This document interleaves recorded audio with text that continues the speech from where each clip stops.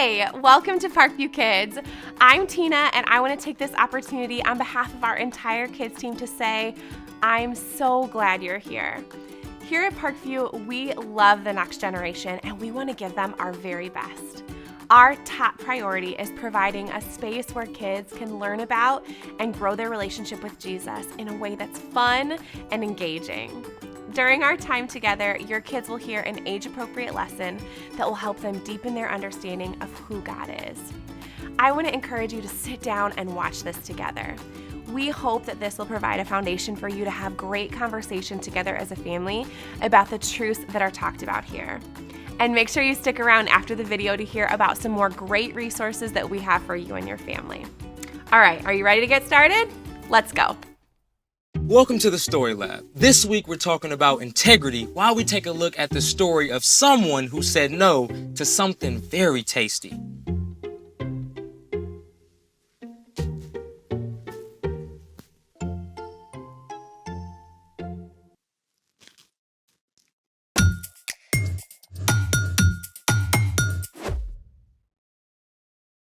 Hey, I'm Carter. And I'm Zeke. We're talking about integrity, which is choosing to be truthful in whatever you say and do. What are you doing? Oh, I'm studying to get my driver's license. You might want to study the actual manual instead of a racing comic. I already know all that stuff.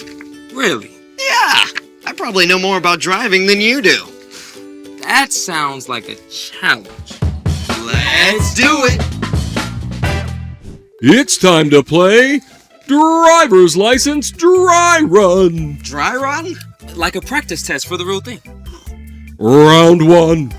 How much faster than the posted speed limit can you drive on the highway? Oh, I know this. You can go as fast as you want as long as someone else is driving faster. That is incorrect. It is never legal to go faster than the posted speed limit. That is the correct answer. Yes. Okay, ask another one. I've got this. Round 2. When is it okay to drive past a stop sign without stopping? Oh, if you're late for school and you don't see anyone coming. That is incorrect. It is never okay to drive through a stop sign without stopping. That is the correct answer. Come on, these are trick questions, obviously. Actually, these are pretty basic. Double points for the next one. All or nothing. Okay. Welcome to the bonus round for double the points. When do you need to wear a seatbelt? When your parents tell you to. That is incorrect. Every time you're in the car. That is correct, and we have a winner. Well, you should put on your seatbelt when your parents tell you to. Yeah, but they shouldn't have to tell you to do it. Fine, you win. I'll study. Good. Hey, that's my snack. Speaking of snacks, it's time for The story before the story. Today, we're in the Old Testament, the book of Daniel. God had a plan to bless the whole world through one family, the Israelites. But God's people kept turning away from God. It seemed every good king who led the people to follow God's laws was followed by a foolish king who led the people to do terrible, wrong things. At last, God's people were attacked by Nebuchadnezzar, the king of Babylon, which is where our story starts. Take it away. Hey everyone, I'm Brian. Over and over, the kings who led God's people turned away from God. Finally, they were conquered by King Nebuchadnezzar of Babylon.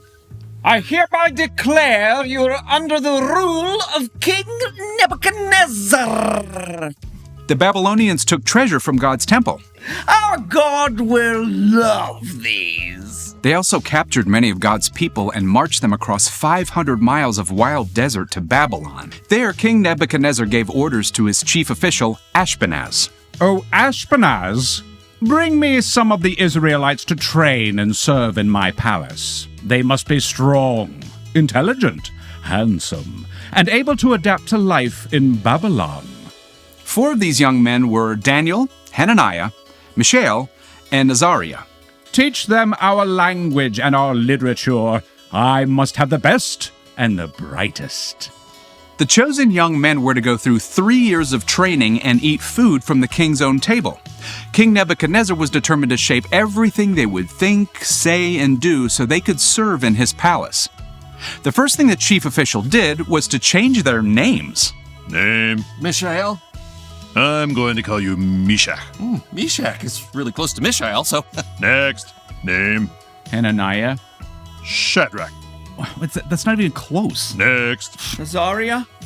Abednego. Next. Daniel. Belteshazzar. Can you spell that for me? Next. The 4 young men faced their next challenge at mealtime. They were given the same luxurious food and drink that the king himself ate. But God made it clear to Daniel and his friends that it was wrong to eat the king's food, perhaps because it had been dedicated to the king's false gods. We appreciate the honor, but we'd like to choose our own food and drink.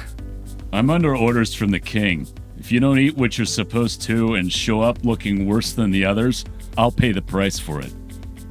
Just test us for 10 days. Give us nothing but vegetables and water, and then see how we measure up. You have 10 days. So for a week and a half, Daniel and his friends ate nothing but veggies and drank nothing but water. And get this, at the end of those 10 days, Daniel and the others actually looked healthier than the other men who had eaten the royal food. I wouldn't have believed it, but I'm impressed. They should call what you ate the Belteshazzar diet. In addition to physical health, God gave Daniel and his friends knowledge and understanding. Daniel could even understand dreams and visions. And at the end of 3 years, these young men were at the top of their class. King Nebuchadnezzar, I present to you the graduating class of 584 BCE. BCE? No idea. About that.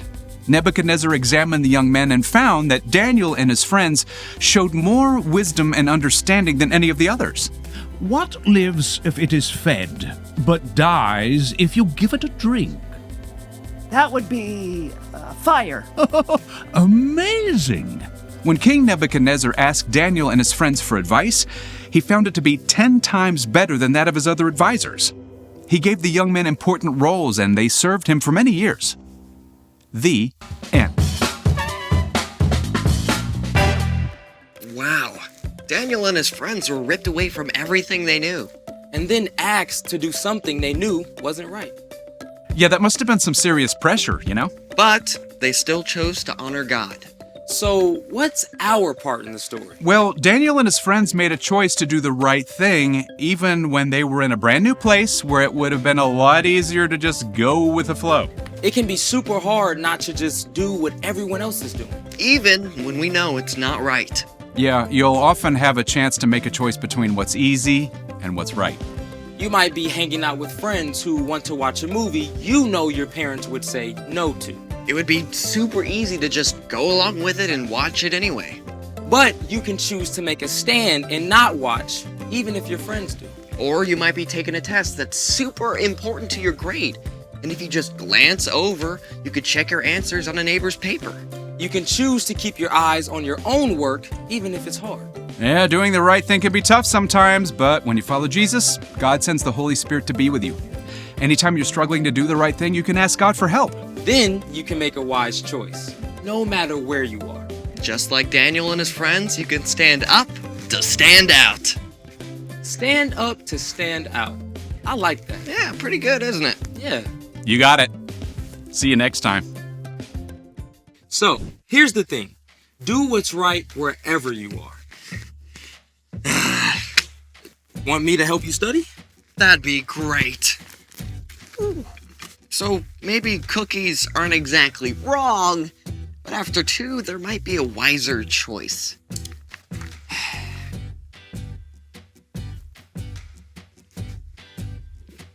Thanks for joining us in the Story Lab. See you next time. You gonna have one?